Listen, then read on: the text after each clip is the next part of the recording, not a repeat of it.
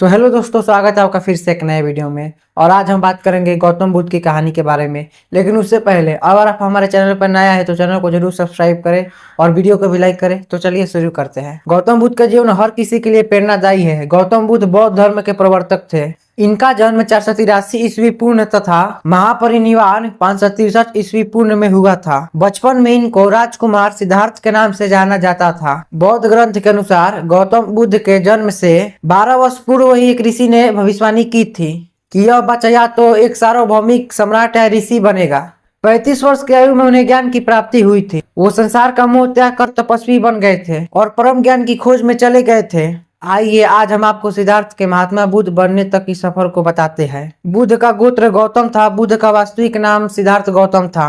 उनका जन्म शाक्य गणराज्य की राजधानी कपिलवस्तु के निकट लुम्बिनी में हुआ था। गौतम बुद्ध के जन्म के 7 दिन के भीतर उनकी माता का देहांत हो गया था। उनका पालन पोषण उनकी मौसी गौतमी ने किया था। शिशु का नाम सिद्धार्थ रखा गया था। शाक्य वंश के राजा सुदोधन सिद्धार्थ के पिता थे। सिद्धार्थ के जन्म से पूर्व भविष्यवाणी से परेशान होकर उनके पिता ने उनको तपस्वी बनने से रोकने के लिए राजमहल की परिधि में रखा। गौतम राजसी विलासिता में पढ़े बढ़े। बाहरी दुनिया से आक्रांत नृत्य करने वाली लड़कियों द्वारा मनोरंजन, ब्राह्मणों द्वारा निर्देशन और तीरंदाजी, तलवारबाजी, कुश्ती, तैराकी और दौड़ में प्रशिक्षित किए गए थे। कम उम्र में ही उनका विवाह राजकुमारी यशोधरा से कर दिया गया था। दोनों का एक पुत्र भी हुआ जिनका नाम राहुल था। सिद्धार्थ बचपन से ही करुणा हृदय वाले थे। वह किसी का भी दुख नहीं देख सकते थे। इतने प्रयासों के बाद भी 21 वर्ष की आयु में उनकी अपनी राज्य कपिलवस्तु की गलियों में उनकी दृष्टि 4 दृश्यों पर पड़ी। ये दृश्य थे एक वृद्ध विकलांग व्यक्ति, एक रोगी, एक पार्थिव शरीर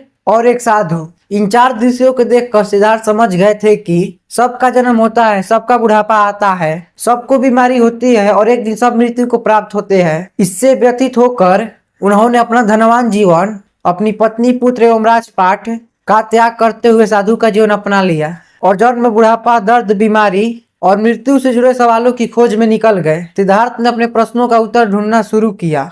समुचित ध्यान लगा पाने के बाद भी उन्हें इन प्रश्नों के उत्तर नहीं मिले। फिर उन्होंने तपस्या भी की लेकिन अपने प्रश्नों के उत्तर नहीं मिले। इसके बाद कुछ और साथियों के साथ अधिक कठोर तपस्या प्रारंभ की। ऐसे करते हुए 6 वर्ष व्यतीत हो गए। भूख से व्याकुल मृत्यु के निकट पहुंचकर बिना प्रश्नों के उत्तर पाए वह कुछ और करने के बारे में विचार करने लग गए थे।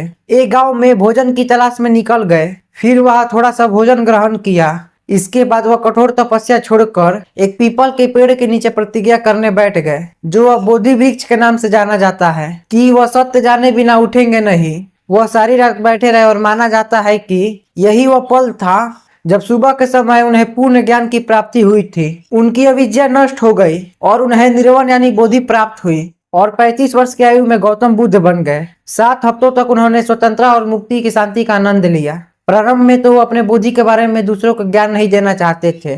गौतम बुद्ध का मानना था कि अधिकांश लोगों को समझाना बहुत मुश्किल होगा। मान्यता है कि बुद्ध को स्वयं ब्रह्मा जी ने अपने ज्ञान को लोगों तक पहुंचाने का आग्रह किया था। फिर वो इस पर सहमत हो गए। इस तरह उन्होंने अपना पहला धर्मोपदेश उत्तर प्रदेश के वाराणसी के पास सारनाथ में अपने पहले मित्रों को दिया था। तो कैसा रहा आज का वीडियो आप कमेंट में बता सकते हैं और अगली वीडियो को किस महापुरुष पे चाहिए भी बता सकते हैं। तब तक के लिए चैनल को जरूर सब्सक्राइब करें। तो मिलते हैं अगले वीडियो में। तब तक के लिए हृदय के गहराई से प्रेम पूर्वक धन्यवाद।